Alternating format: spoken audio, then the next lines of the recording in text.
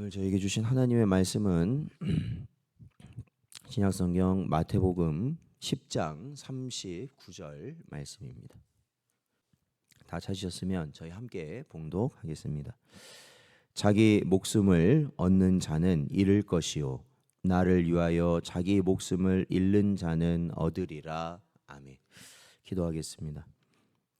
하나님, 주의 뜻 가운데 지난밤에도 저희들 보살피시고 오늘도 주 앞에 나올 수 있는 은혜 주시니 감사합니다. 저희가 하루하루 순교자들의 삶을 돌이켜보며 주님이 가신 길을 바라보게 하시고 저희도 그 복된 길 갈 수 있도록 인도하여 주옵소서. 간절히 바라오며 예수님의 이름으로 기도하옵나이다. 아멘. 오늘은 잃어야 얻을 수 있습니다 라는 제목으로 하나님 말씀 증거합니다. 아마 이 세상에 아무리 넓은 이 공간이 있더라 하더라도 그 공간에 무언가가 가득 채워져 있다면 다른 것을 더 이상 받아들일 수 없을 것입니다. 그래서 우리가 영적인 원리도 그렇고 이 땅의 원리도 그렇지만 비워내야만 그 안에는 새로운 것을 채울 수 있습니다. 우리 안에 있는 육신의 정욕과 안목의 정욕, 이생의 자랑, 즉 이 땅에서 살고자 하는 그러한 요구를 우리 마음에 가득 채우고 있다면 우리는 결코 그 안에 새로운 생명을 채울 수가 없다라는 것입니다. 순교자들은 바로 이 땅에 생명을 내어주고 영원한 생명을 그 안에 충만히 채웠던 자들입니다. 그래서 바로 우리도 그 길을 가야 할 줄로 믿습니다. 오늘은 한국교회 최초의 7인 목사 중 한 명이요 제주도와 섬 선교에 앞장서다 일제에 의해 순교당한 이기풍 목사님에 대해서 살펴봅니다. 이기풍은 1865년 12월 23일 평양에서 가난한 농부의 아들로 태어났습니다. 그는 한학을 수학해 12세에 북글씨 101장에서 장원을 할 만큼 비범한 소년이었으나 싸움과 술을 좋아해서 젊은 날을 허송세월하면서 특히 평양에 와 있던 외국인 선교사를 박해하였던 평양의 깡패 중에 깡패였습니다. 1890년 어느 날 평양 서문통 내거리에서 노방 전도를 하던 마펫 선교사에게 돌을 던져 쫓아내고 장대현 교회를 부수었던 적도 있는 자가 바로 이기풍이었습니다.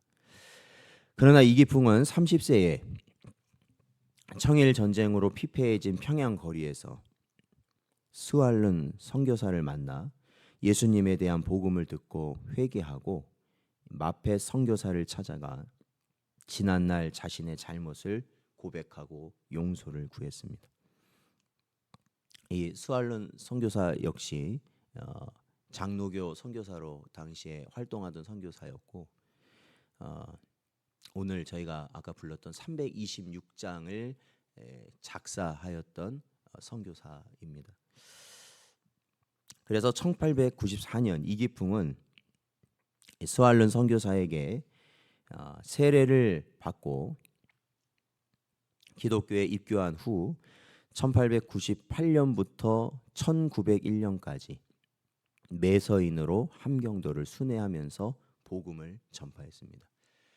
그러니까 당시에는 매서인이라는 직분이 있는데 이들이 뭐라 하냐면 당시에 이제 외국인 선교사들을 모시고, 왜냐하면 한국말이 서툴고 이런 문화가 이제 어려웠기 때문에 이 외국인 선교사들을 인도해서 지역을 다니고 또 당시에 가지고 들어왔던 이 쪽복음과 같은 성경을 판매하면서 복음을 전했던 그러한 역할을 하였던 자들이 매서인이었습니다. 그리고 이어서 1902년부터 1907년까지는 황해, 안악, 문화, 신천, 해주 등을 돌며 조사로 심우했고, 여기서 조사는 오늘날로 말하면 전도사의 역할을 했던 사람이 조사였습니다. 1903년 마펜 목사의 공고를 받아 신학교에 입학했습니다. 1907년 한국인으로는 평양 신학교 최초 7인 졸업생이자 한국교회 최초의 7인 목사가 되었습니다. 장로교 목사 시작이죠. 1907년 이기풍 목사는 제주도 선교사가 되었으나 폭풍과 조난, 통하지 않는 말과 풍습, 외지 문화에 대한 배타성, 제주도민들의 학대에도 불구하고 7년의 제주 선교 동안 제주도 성내교회를 비롯하여 삼양, 내도, 금성, 협재, 두모, 용수, 고산, 모슬포, 중문, 법한, 성읍, 세화, 조천 등의 교회를 세웠고 천여 명의 신자를 길러냈습니다.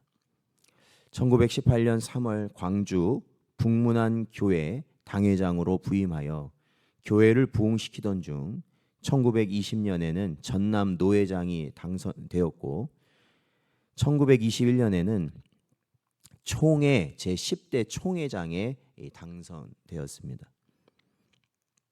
1923년 전남 순천교회에 부임하고 그 이듬해 고흥교회로 부임하여 4년을 목회하여 자립교회로 만들어 후배에게 맡기고 1931년 벌교교회로 부임한 지 3년 만에 300명이 넘는 교회로 부흥시켰습니다. 노예에서 전남 여수군 남면 우항리 섬에 교회를 개척하였고 봉급도 식량도 없는 자비량 교회를 자원하는 이가 없어 비워두게 생기는 일이 생기자 이기풍 목사가 자원하여 1934년 70 노구를 이끌고 우상 숭배로 찌든 낙도 선교에 도전하여 돌산과 완도 등을 두루 돌면서 교회를 개척했습니다.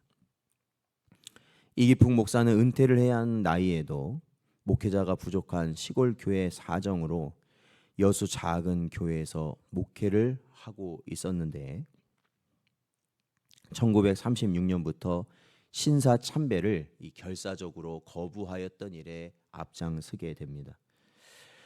결국 1940년 11월 17명의 동료 목사들과 함께 검거되고 결국 신사 참배를 하지 않았다는 이유로 투옥당하게 됩니다. 72세로 검거된 목사 중 최고령이었습니다. 그러니까 당시에 검거된 시기를 살펴보면 우리 국내에 들어와 있던 교단, 감리교라든지 여타 교단들은 이미 신사 참배를 수용했습니다. 왜냐하면 그러지 않았으면 이미 교회를 다 문 닫아야 되는 상황이었고 이제 장로교가 이제 38년에 마지막에 결국 장로교 역시도 수용을 하게 됩니다. 근데 이거는 어떻게 보면 교단적으로는 수용을 하게 되지만 강압적으로 많은 목사님들은 그거에 대해서 결사 반대하고 있었던 그런 상황이었고 그때 당시에 72세의 이익풍 목사님도 역시 그 반대에 동참하고 결국 그 고령의 나이에 투옥이 되고 말았던 겁니다.